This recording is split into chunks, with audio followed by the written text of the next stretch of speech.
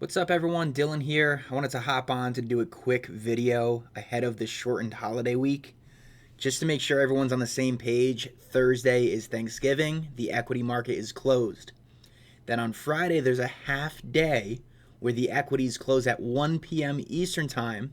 And then the CME futures, right? CME equity futures, like ES, closes at 1:15 p.m. Eastern Time. Okay, that's very important to note, just in case anyone has any active positions that they do not want to carry over the weekend. Okay, because it's a shortened holiday week, a lot of the economic data is on different days. Okay, so tomorrow, Tuesday, we have bond activity at 1 p.m. Then you have the Fed minutes at 2 p.m. Eastern Time. On Wednesday, you have GDP and jobless claims at 8:30 a.m.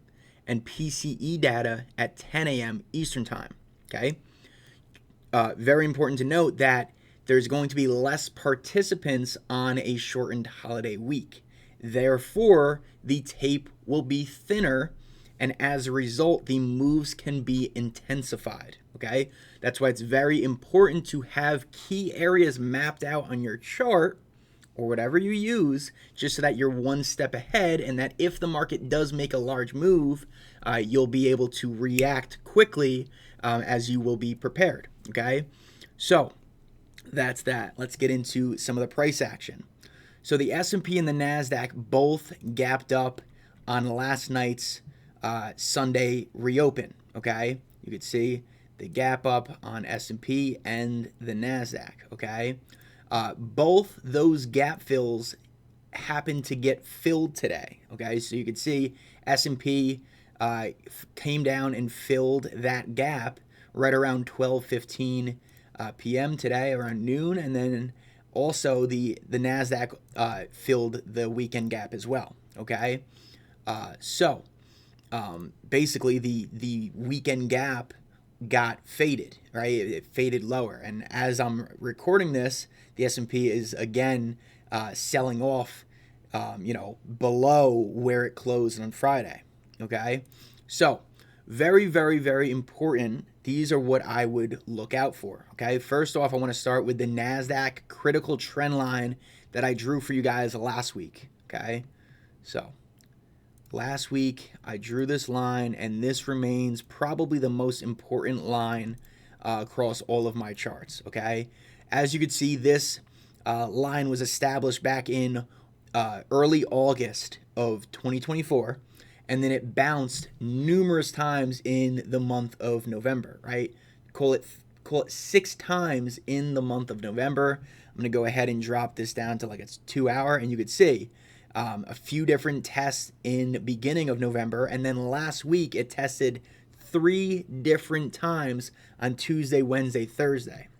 Okay, notice since last Tuesday's low, every single dip has printed a higher low. Okay, that is bullish.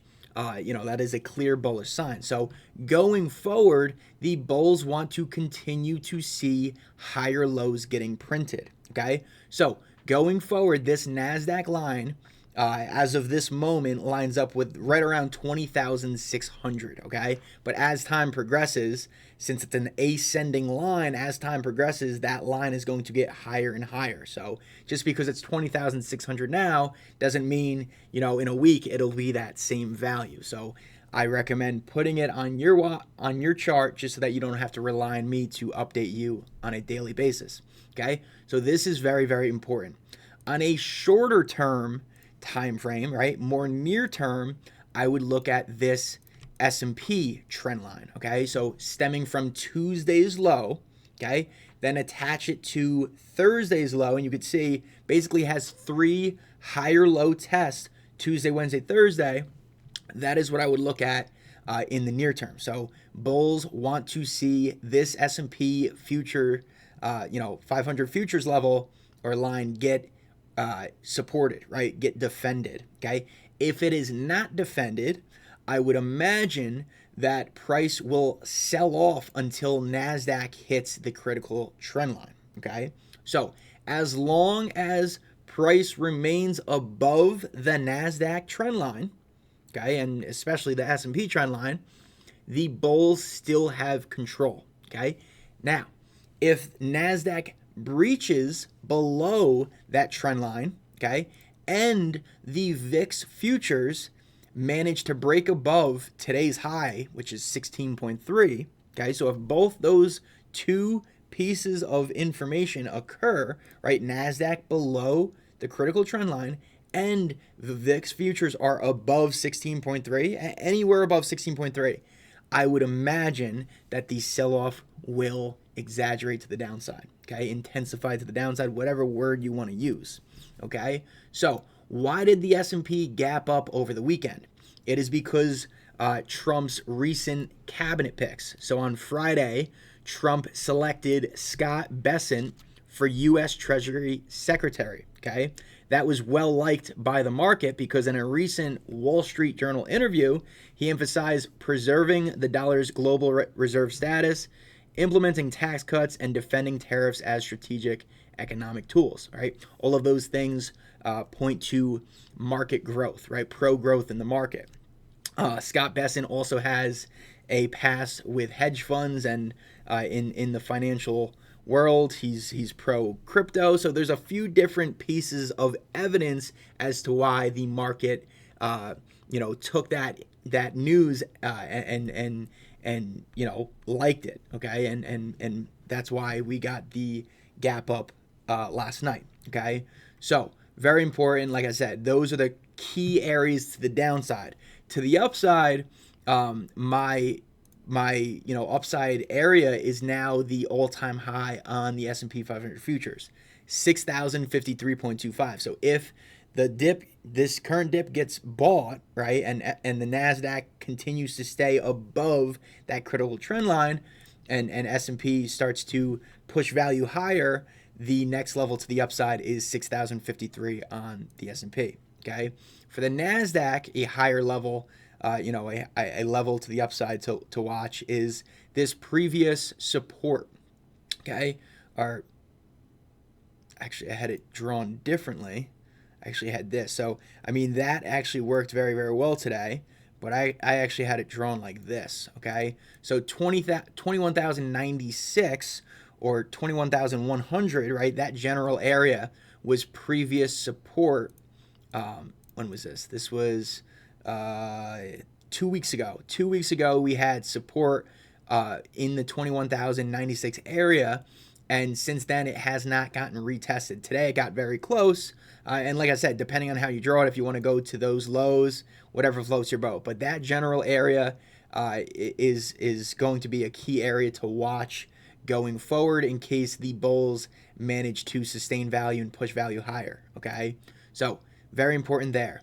Okay, another thing that we talked about last week was TNX. I talked about how TNX had that key trend line stemming from the highs back in October of 2023, right? And I talked about how if price on TNX, right, if the 10-year Treasury note yield were able to break above 4.5%, that would act as a headwind in the equity market. And on the flip side, if it failed at that trend line and rolled over, it would be perceived as a tailwind, okay? AKA more bullish for the overall market. I said that the Russell is the most vulnerable to higher rates. So with this decline in the yields, the Russell has taken that information and celebrated it, right? The Russell over the last week is up 4.7% relative to the S&P only being up 1.2%. So that's clear evidence that lower yields is best for those small caps that have higher debts, under their books. Okay, so definitely keep an eye on TNX going forward. The lower it goes, the more supported the S&P should be, right? S&P, NASDAQ, Russell, the equity market as a whole. Okay, that's important there. And in terms of seasonality, I have some pictures that I posted in the accelerator chat of the Discord, right? I posted this on Friday. So U.S. equities have been in a consolidation phase all week. This was last week, which is typical going back to 1928. Next week, which is this week, typically starts the year-end rally, including some of the best trading days of the year into Thanksgiving. Okay, so this is all the way stemming from 1928 in terms of total seasonality aspect of the S&P 500. This current week is usually when the the uptrend starts after last week's consolidation phase. Okay, this is also true in zooming out to include December since 1928, right? Many investors will close out the weekend and return their Bloomberg terminals on Monday, December 2nd, with 20 days to trade left in 2024. So it's showing the same thing. We're basically right in that yellow shaded area. Okay, usually the rally extends into inauguration on election years. So inauguration is January 20th, 2025. So usually from a pure seasonality standpoint, the rally goes from now until inauguration.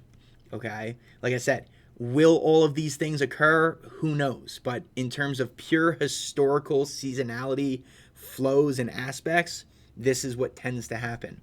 And then in this one, these are all from Goldman Sachs.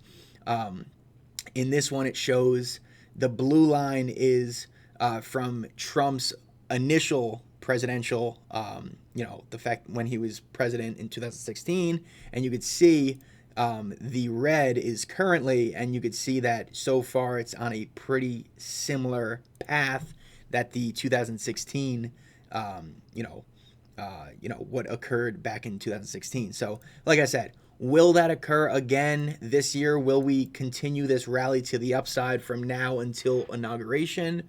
Who knows? But just know that seasonality-wise, that's what tends to happen. So as long as the NASDAQ stays above that critical trend line, then the bulls remain in complete control.